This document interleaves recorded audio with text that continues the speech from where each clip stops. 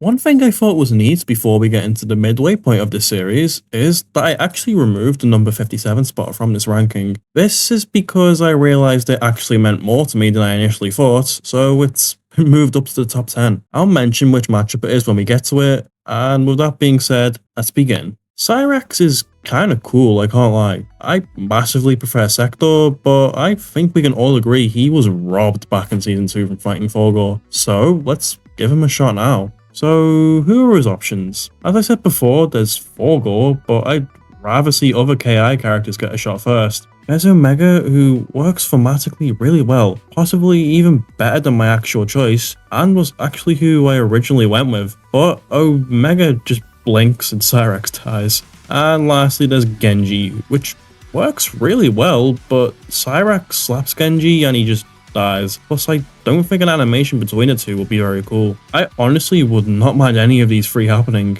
I just have one preference: Cyrex versus E102 Gamma. Sonic Adventure is easily my favorite Sonic game, and Gamma is a big reason as to why. His story is just really good, and Cyrex has a similar story in the NRS timeline. Both specialize in explosive weapons, so this should have lots of destruction involved, and it has potential for an emotional ending, since I imagine the fight would involve one of them already having their programming reversed, with the winner being the one who gets reprogrammed, thanking the loser for their sacrifice. Plus, I don't have to mention the insane track potential here. As for who wins, I think it's actually kind of debatable. Yeah, please be quiet. Post-edit me here just to say that I had no idea what I was talking about here, so I'm gonna go ahead and cut what I originally said. Gamma is equal to Adventure Sonic, who is star level thanks to beating Chaos even with just one Chaos Emerald. That being said, if you use the Planet Explosion Fatality, it is still close, but I don't like using that as an argument for planet level MK. Sonic scaling is really silly, isn't it? We all have a good crossover.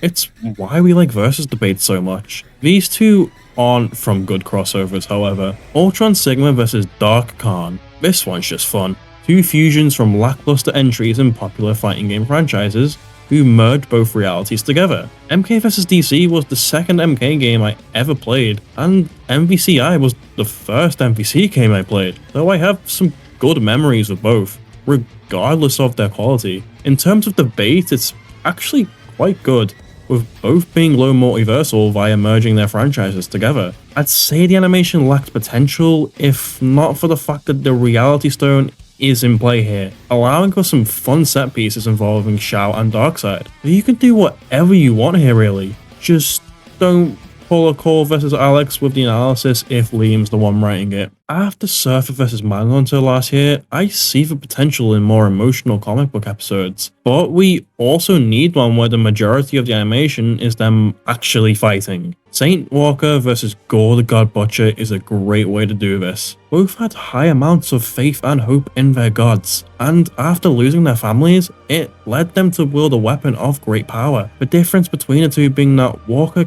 kept his hope, whilst Gore renounced his and started slaughtering the gods he once had hope in. It's a neat contrast. There is the issue of how the Blue Lantern ring even would work here, since its full potential can only be realized when in close proximity to a Green Lantern, as dumb as that is. However, in terms of stats, it is still debatable luckily. The real meat here is the dialogue potential, because if anyone can get through to Gore, it's Walker, and since Gore likely wins, you can have a moment of reflection at the end, perhaps a moment of silence as he contemplates his mission. It's such a cool concept. Too bad Gore vs Zamasu exists. This one used to be super popular, but I don't see it requested that much anymore. Greninja vs Ezreal, even after all these years, is still a personal favourite of mine. I grew up with X and Y, so Greninja is very special for me, and his announcement for Smash 4 was my first holy shit announcement. And Ezreal has always been one of my favourite Sonic characters. We haven't had a ninja battle since Season 2, so we're in need of another. I know Greninja vs Rano exists, but I can't get into that matchup since that mainly focuses on Smash Bros Greninja. This should be a mostly friendly matchup too, with both showing respect to each other. And of course, the track potential is insane here. Both have dubious higher ends too, so this one should be a fun debate. I'd honestly say we're overdue for this one, but since both franchises have more popular options now, it's definitely not happening soon. A rumour can often cause immense speculation among fans, and sometimes rumours can literally create their own characters. Miror vs Scarlet, the battle between bloodthirsty evil girls that use blood magic, utterly devoting themselves to their masters. It's simple, but it works, and I really like both characters, which is enough for me. Both are massively unexplored from a versus standpoint, which makes this one interesting to me. Ki only gets up to around war level without using the Tusk Meteor feat, and now that the MK1 Rain feat within Flooding Cider exists, this could be fairly debatable since no calcs exist on that one yet. Anyways, this should be a bloodbath, both draining each other's blood only to realise they're just stuck in a loop of powering each other up. It's just a solid matchup all around. As mentioned previously, we need more animated film matchups, especially ones involving villains, and this one is too iconic not to happen. Maleficent vs Jafar is such an obvious matchup, I'm shocked it hasn't been even made into a cast yet. Disney's two most iconic sorcerers battling it out to see who rules each other's domain. There's a lot of animation potential here with the effects, and the cartoonishly evil banter the two could have. I'll bring in both of their birds, since one is silent and the other is really loud, so long as you get a good Gilbert Gottfried impressionist. This could probably work in any animation style as well, allowing for a lot of versatility within its season's lineup. Werewolf would obviously cook here as well. Here's the issue: Jafar's genie form. Do you use it or do you not? If you do, it's a stomp, and if you don't, it's close but Maleficent wins. Personally, I don't see why you wouldn't include it, since that's what he is throughout Return of Jafar. Personally, I'd prefer to see him without it, just to make the fight more fair. Regardless, we'd be in for a visual treat here. Again, more animated film characters please. Shrek vs Sully has cemented itself as a legacy matchup at this point, and for good reason too. Both have been rivals since 2001's Oscar campaign, and Pixar vs DreamWorks has always been a huge debate. Both go through similar arcs about expressing their vulnerabilities thanks to their new loudmouth best friend. Speaking of, you could make this a 2 vs 2 with Mike and Donkey if you really wanted to, although this would make things a little more expensive and time consuming, so I'd understand if they didn't. Shrek should comfortably win this, which is a W for me since I prefer him. There's naturally a lot of fun interaction and animation potential here, especially if you use the games, and Brandon could 100% make an early 2000s animated movie inspired track here. Plus we all know seeing these two analysed would be more interesting than any anime or comic book character. Now this one, I get why they haven't done it yet. Ash vs Yugi is yet another legacy matchup between rival anime franchises, ones that could definitely be interesting to analyse since we've only gotten Pokemon from the games exclusively so far. I grew up with the anime up until Gen 6, watching nearly every episode I think. Maybe one day I'll continue it now that Ash has been retired. I'll be honest and say I know next to nothing about Yugi or Yu-Gi-Oh, or even if I'm pronouncing that right. All I know is that it meshes really well against Pokemon. Just seeing Ash's Pikachu, Charizard, Infernape, Sceptile, or Crocodile get mentioned or even analysed would be so hype for me. And seeing both of their teams and decks battle would be so hype, even if Ash losing is sad. And I believe Brandon would make a great track too.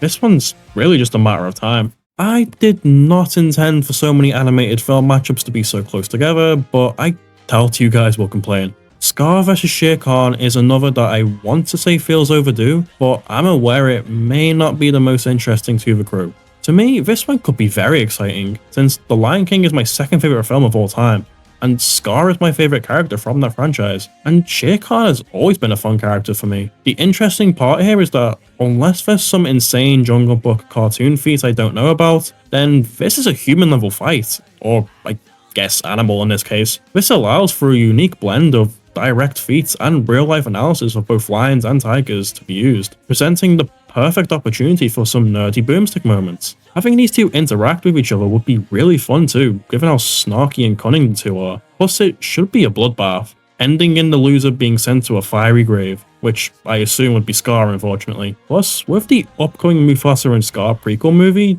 there's more material to work with soon. I'd take a DBX, but I think that would suck the fun out of this one. But maybe that's just me. MK vs Street Fighter. You either love it or you hate it. Personally, I don't mind it, as you can tell by my number 51 placement. Shang vs M Bison. Yep, I want the quadrilogy. I believe Shang Tsung wins here by scaling to Raiden's Big Bang feat from the Malibu comics, which I do think are consistent enough with the game feeds to be used, but that's up for interpretation, of course. Anyways, given the personalities of these two, it's a much better combo than Akuma vs Xiao. Plus, the green and purple aesthetics of these two and their powers could make for a visually engaging fight in the same vein as Link vs Cloud 2. There's a lot you can do here involving both of their soul-related abilities bouncing off each other. Having an air battle between Bison and Shang when he morphs into him inevitably, only for Bison to win, enraging Shang enough to steal the souls of everybody in the vicinity, powering himself up, allowing for a high-stakes ending for the fight. Plus, it's MK vs Street Fighter, it's easy views, let's not kid ourselves. And we've reached the halfway point of this series. Hopefully I convinced you on at least one of these matchups. I'm aware there were a lot of animated movie matchups and Mortal Kombat matchups mentioned here, but again, this is my list and I don't care. So, as always, stay safe and be excellent to each other.